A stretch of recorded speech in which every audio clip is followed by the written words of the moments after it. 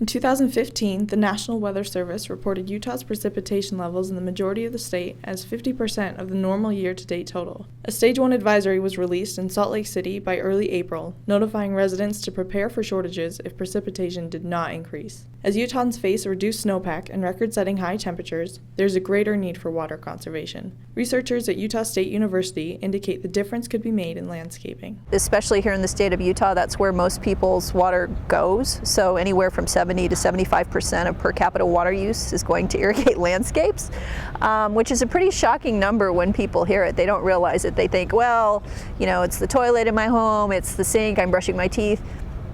Those things, yes, of course they use water, but in terms of the vast majority, it's for outdoor irrigation. When the water district looks for a place to conserve water, the landscape becomes a much more viable option than, say, no more showers or no more cooking or something like that. We're engineering greater efficiency indoors, but it's more difficult to do that in the outdoor water use in the landscape because you have a lot of variables that are involved in the way that people use water on their landscapes. It's a challenge to make it real simple. You know, there's no yes and no answer. We live in an arid state.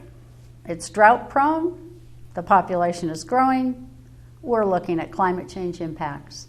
And so stretching the existing developed water further is a very important thing to do. While making this change is important, it's not necessarily easy. The current landscape design is based off gardening styles in England, where it reports at least twice as much precipitation as Utah. We've had very traditional landscapes for a long time. They've become pretty ubiquitous across the urban environment. People plant what they like, and I think in many cases they plant what has been historically the vegetation that they grew up with. In some cases, people who move to Utah move from the East Coast, or their ancestors came from Western Europe, and therefore they think the plants that are right are the ones that came with them from the East Coast or Western Europe. That's what we often see around here. So it's what people are used to seeing, what they're accustomed to planting. You have different neighborhood aesthetics of what people are used to having and what people may want their neighbors to have. They fail to acknowledge the fact that they moved to the desert, and by being in the desert, they are committed to growing what grows well in the desert. Maybe we don't have a lush, super green landscape in our home. Allow it to go more brown. It's not the aesthetic that most people are used to. They want the lawn to look green. And so one of the recommendations is to try to design landscapes that perhaps use less lawn but work in other plant material that can be green, can be various textures, can be different colors that could be equally beautiful, but reducing the kinds of plants that may need more water. The first alternative landscape that comes to mind is a xeriscape. It's really easy to suggest, well, what we need to do is get rid of all the grass and we need to bring in rocks and cactus and buffalo skulls. But it might not be the best option. What has been found in research studies and that type of thing is if a person just takes out the turf, puts in a xeriscape, in some cases it uses as much or more water because people want to have dense plantings which take water. They don't know how to irrigate them. They irrigate them too often. And so they sometimes use as much or actually more water. So it's really, you know, knowing what you want to plant, having a good design, and then taking care of it properly. And then it can really save on the resources. There's lots of ways to save. You don't have to go all the way to a strictly desert type xeriscape or low water type landscape. Cache Valley resident David Wallace has been working on his alternative landscape since he moved here in 2000.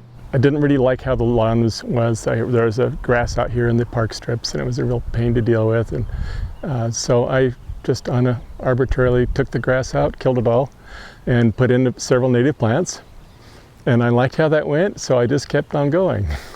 First it was this park strip here, and then the one across the driveway, and then eventually I did the whole front lawn. I've got several zones. I've got desert zones in the parking strips, and kind of foothill zones over here and merging into a montane zone. I even have a moist area in the yard, so it's not really xeric, but it's completely xeric anyway, but it's natural. I don't water the park strips at all. It's just completely natural. It's really kind of funny. You don't ever do anything in your front lawn. It just sits there. You can ask anybody or look at it, almost anyone. So it's really nice. I have a front lawn that I get pleasure every time I look at it. But changing the landscape isn't the only way to save. Keeping the turf grass is okay. It's just knowing how to care for it. Turf gets a bad name because it needs, in order to remain green in the middle of the summer here, it needs to be irrigated. There are good places for turf if they're in high-use areas, especially in yards where people have kids or pets or picnic or use the yard a lot for gatherings. There is a place. There's a lot of misconceptions about its water needs. People think it's an aquatic plant. It needs to be sopping wet. It needs water every day. But it really, it doesn't need as much water as what people often think that it does. People don't understand exactly how much water it takes to water a landscape. And so the tendency in Utah is to overwater. People's first reaction when they see any problem in the landscape is to bump water up. And I think that that's a natural reaction in this climate. I mean, we're a desert. We're a cool desert, but we are a desert. And so the first instinct is to increase the water use. But what people don't necessarily, and they can get a visual signal to do that. But what they don't get very quickly is a visual signal of overwatering. And that's especially true for grasses. Grasses tend to be able to take a lot of excess water without showing any detrimental effects. But ultimately they will. They'll start to have diseases. They'll start to have increased insect damage, weeds. You know, there are a lot of negative consequences. Vegetation that is not the desired vegetation still utilizes space, it utilizes water, and it utilizes nutrients, and in many cases becomes invasive. And as it becomes invasive, it utilizes even more water in an area. And as a result of that, weeds are one of our single biggest concerns as far as water consumption is concerned. One of the big things that we found is there's a difference between the types of irrigation systems people have. People who have automated irrigation systems tend to overwater a little bit more, and that's a big misconception. People think of automated irrigation systems as being more efficient. I'm confident that we could use half as much water without even changing our landscapes if people would just manage the water better. Most homes, though, here in the valley could maybe get by with irrigating every 5 days to every week usually. The most that might be needed is every 3 days if you have a real sandy site. If they really want to save water, I'll tell you what they should do. Don't use your automated irrigation system for a while.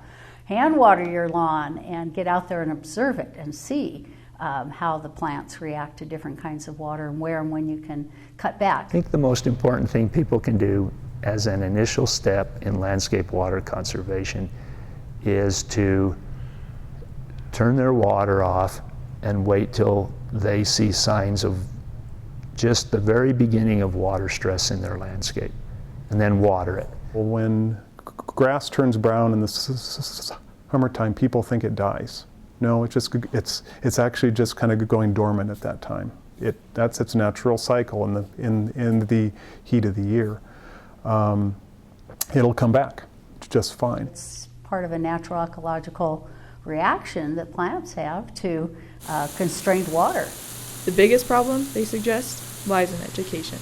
Really knowing how much water they are using. Many people don't know how much water they use or how much they pay for that water, and then how much the plants need. And so total volume, gallon amount that comes to their household, part of it's indoor water use, part of it's outdoor water use, and benchmarks for how much they should be using aren't often provided. Water bills are not very good at conveying the information that they need to let people know whether or not they're being efficient given the landscape they have, or whether there's room and capacity to conserve. The water managers that work for the water districts, I think, have a real challenging job, because they have to they have to make sure there's enough water, but they also have to make sure that they sell enough water to keep their water districts solvent. It's a complicated system. I think this larger question is going to hit us more, the trade-offs of how we use water in the urban environment and how we use it for landscapes, what kinds of landscapes, what kinds of irrigation systems, where and when we can reuse water, collecting rainwater, reusing some on your own property, or where at a city level we can do more reuse or irrigate landscapes with secondary water systems that don't have to go through the full cost of being fully treated to be culinary water. So I think the important points are there are things that individuals can do on their own properties, and there are things that we can do collectively as communities to be more water efficient in supporting each other with those attempts and working together to try to conserve this scarce resource. I think it's really important that all of us take it seriously and do what we can to save, because that helps us to avoid the real draconian steps or restrictions that can cause problems. The big frontier in urban water demand management and conservation is in landscape irrigation.